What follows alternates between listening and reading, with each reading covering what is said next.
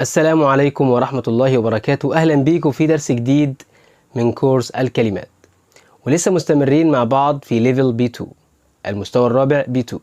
لو أنت مهتم بدراسة الإنجليش فوكابلري في مستويات متقدمة Advanced Levels، لو أنت مهتم بدراسة الآيلتس أو التوفل، يبقى لازم تتابع الكورس ده. إن شاء الله النهاردة بنتعرف على مجموعة من الكلمات. زي ما تعودنا بنتعلم النطق الصحيح للكلمة، بناخد definition تعريف للكلمة دي، وكمان examples أمثلة بتوضح لنا إزاي نستخدم الكلمة دي في جملة. يلا بينا. أول كلمة معانا وهي beneath يعني تحت أو دون. beneath يعني under something or in a lower position than something، تحت شيء ما أو في موضع أدنى من شيء ما. بص كده للإكزامبل ده. Jeremy hid the letter beneath a pile of paper. Jeremy hid the letter beneath a pile of paper. أخفى جيرمي الرسالة تحت كومة من الورق. فهنا beneath يعني تحت. تاني كلمة وهي calculate. calculate يعني يحسب. طبعا منها كلمة ايه؟ calculator، الآلة الحاسبة. الآلة الحاسبة. يعني calculate to discover an amount or number using mathematics.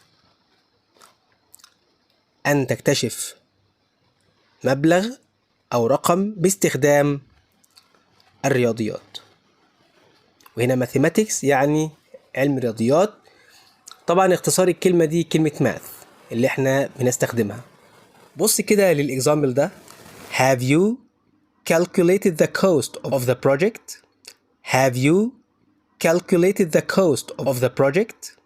هل قمت بحساب تكلفة المشروع؟ ثالث كلمة وهي dare يعني يجرؤ على.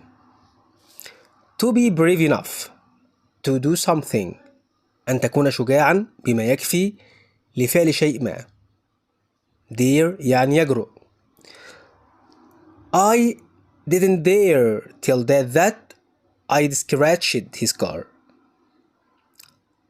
I didn't dare tell Dad that I'd scratched his car. لم أجرؤ على إخبار أبي أنني خدشت سيارته. طبعا زي ما لما حد بياخد سيارة والده يحصل فيها خدش، يحصل فيها يخبطها، بيبقى ما عندوش الجرأة انه ايه يعرفه ويقول له العربية اتخبطت. ده كده الايه نفس الكلام في الاكزامبل ده. رابع كلمة beneficial. beneficial يعني مفيد. helpful useful or good، تعاون مفيد او جيد. ده معنى beneficial. بص كده معايا للاكزامبل ده. The improvement in sales figures had a beneficial effect on the company as a whole. The improvement in sales figures had a beneficial effect on the company as a whole.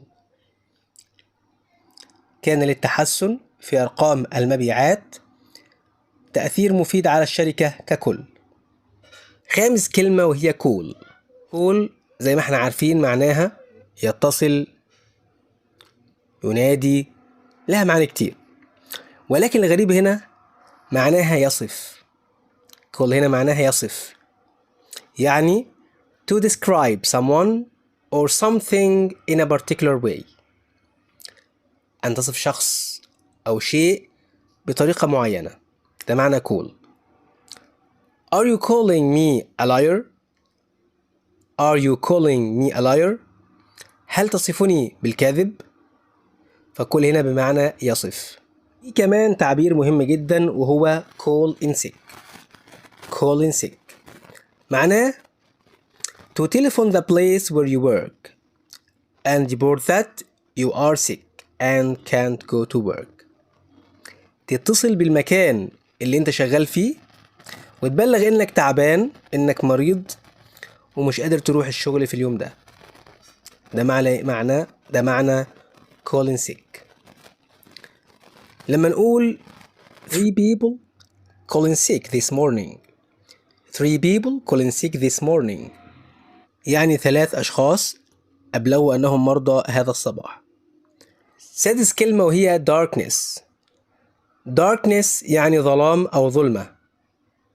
darkness معناها ظلام أو ظلمة. when there is little or no light. عندما يكون هناك القليل من الضوء أو لا يوجد. قليل من الضوء أو لا يوجد ضوء. There was a power cut and the house was in darkness. There was a power cut and the house was in darkness. كان هناك انقطاع للكهرباء وكان المنزل في ظلام دامس. كده النهاردة اتعلمنا مجموعة من الكلمات، ازاي ننطق الكلمة بشكل سليم، التعريف بتاع كل كلمة، وده ما شفنا مع بعض ان في كلمة لها اكتر من معنى. اتعرفنا على الديفينيشن، التعريف بتاع كل معنى من الحاجات دي، وكل معنى بتعريف ومثال منفصل عن المعاني التانية. يا رب تكون الحلقة عجبتنا، وإن شاء الله استنونا في حلقات جديدة، والسلام عليكم ورحمة الله وبركاته.